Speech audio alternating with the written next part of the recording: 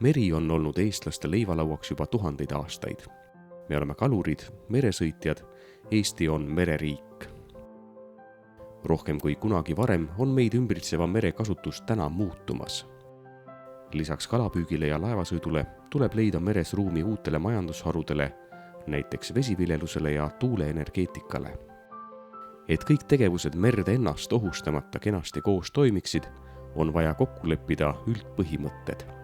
Mitte iga valdkond eraldi, vaid kõik koos. Mere sihipärane kasutamine ja mere igakülgne kaitse on omavahel seotud ja selleks, et need oleksid seotud ka ruumiliselt, on mere planeerimine vältimatu. Meie rannaalade iseloomu taastamiseks tuleb tegelikult mõelda, et mis on need uued funktsioonid, mõelda, mis on need uued tegevused, mida võiks lubada. Siit edasi tuleb mereala planeeringut arvestada uute planeeringute, merel väljastavate lubade ning riigi ja kohaliku omavalitsuse strateegiliste arengudokumentide koostamisel. Planeeringu 4-aastase protsessi jooksul on selle avalikustamisi toimunud kokku 5 korral.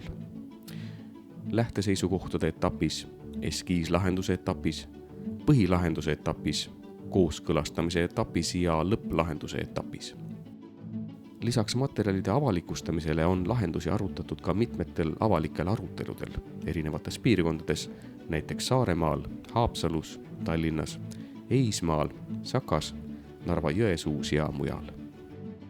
Planeerimisprotsessis viidi läbi ka piiriülene koostöö, mille käigus anti võimalus kõigile Läänemere riikidele planeeringu lahenduse kujunemisel kaasa rääkida.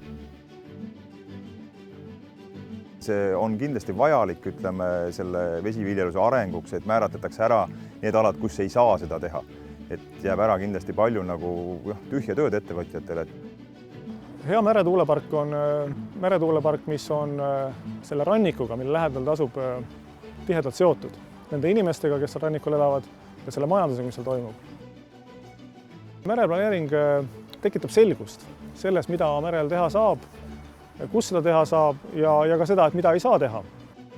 Tulevikuvisioon, mis kaitseb meid siin, et ei tuleks keegi, kes paneb nii-öelda käpa peale ja teeb, mida tahab, vaid on kehtestatud reeglid, kokkulepped.